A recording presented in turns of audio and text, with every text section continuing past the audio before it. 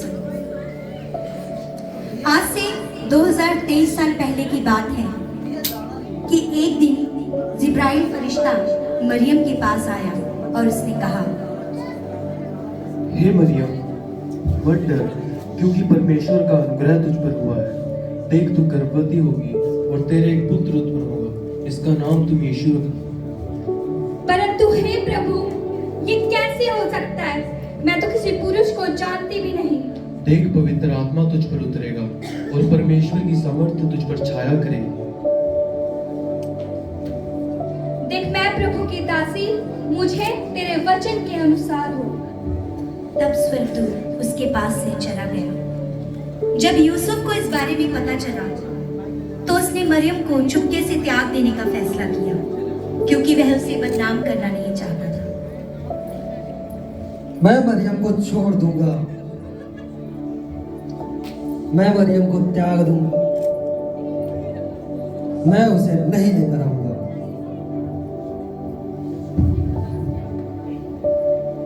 और यूसुफ ये सोचते सोचते कि मरियम को त्याग देगा, छोड़ देगा, गहरी नींद में सो जाता है।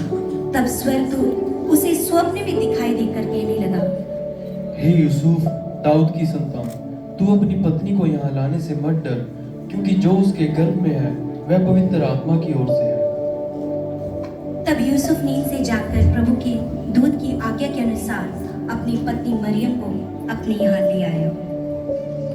दूसरी ओर हेरोदेस राजा के दिनों में जब यहूदिया के बैतलहम में यीशु का जन्म हुआ, तो पूर्व से कई मजूसी यरूशलेम में आकर पूछने लगे,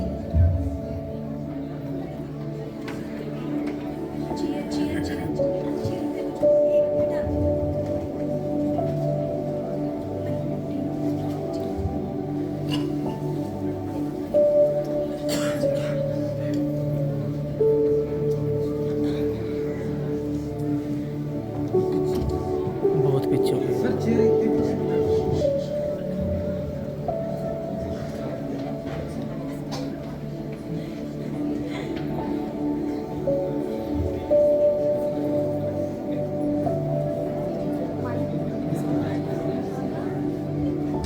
महाराज की जय हो, महाराज की जय हो।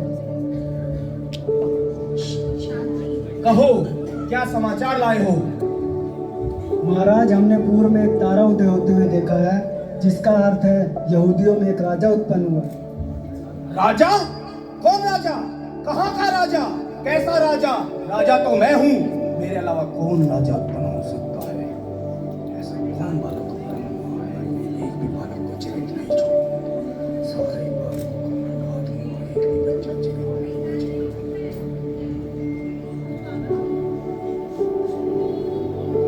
ठीक है, जाओ और जाकर ठीक ठीक पता करो वह बालक कहाँ उत्पन्न हुआ है, ताकि मैं भी जाकर उसको प्रणाम कर सकूं। जो आज्ञा मेरा।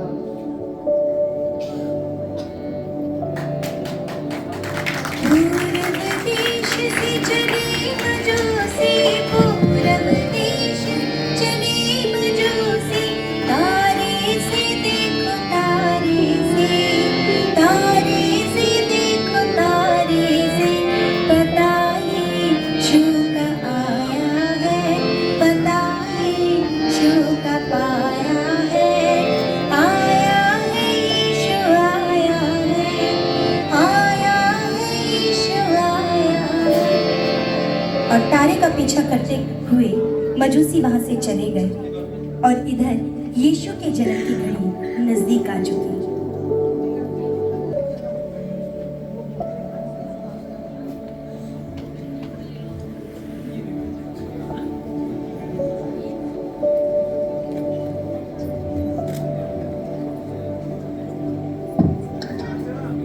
यूसुफ, मुझे दर्द हो रहा है। सब्र करो मरियम, हमें पनाह मिल ही जाए।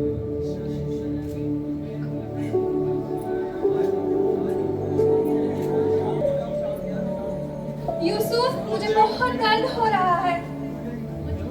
सब्र करो मरियम, हमें पनाह मिल ही जाए। कहो, क्या काम है? मेरी पत्नी गर्भवती है, क्या हमें रहने के लिए पनाह मिल सकती है? नहीं नहीं, हमारे यहाँ कोई पना नहीं है, जाओ यहाँ से।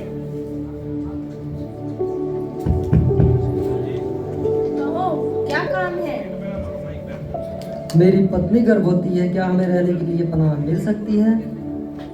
नहीं नहीं, यहाँ कोई पना नहीं है, जाओ यहाँ से।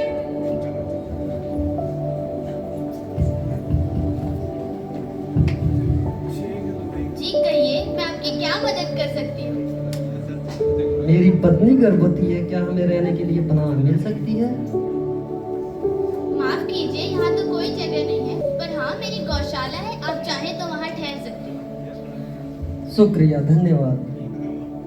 यूसुफ और मरियम को एक गौशाला में जगह मिली जहाँ यीशु का जन्म हुआ। उस देश में बहुत से गडरिए जो रात को मैदान में रहकर अपने भेड़ों के झुंड की रखवाली करते थे, एकाएक स्वर्गदूत उनके पास आया और कहा, प्रभु की महिमा हो।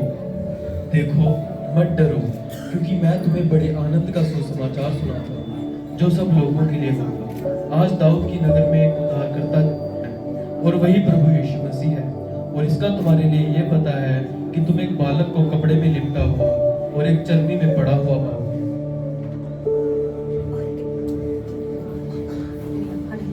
और गडरिए स्वर्गदूत से यह संदेश पाकर प्रभु यीशु मसीह के दर्शन करने को निकल पड़े, जहां उन्होंने मरियम, यूसुफ और चरनी में उस बालक को पड़ा हुआ देखा और प्रणाम किया और चले गए। और यहाँ मजूसी तारे का पीछा करते करते चरनी तक आ पहुंचे।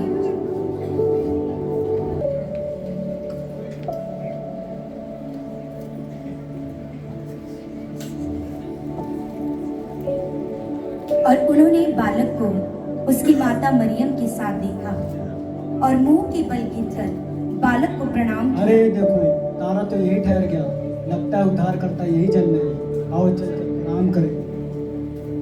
और उन्होंने बालक को उसकी माता मरियम के साथ देखा और मुंह के बल गिरकर बालक को प्रणाम किया और अपना अपना थैला खोलकर सोना, लोबान और गंधरस की भेंट चढ़ाई और आनंद से वहां से चले गए। तब स्वप्न में स्वर्गदूत से चेतावनी पाकर कि हेरोदेस के पास ना जाना, वे दूसरे मार्ग से अपने देश को चले गए।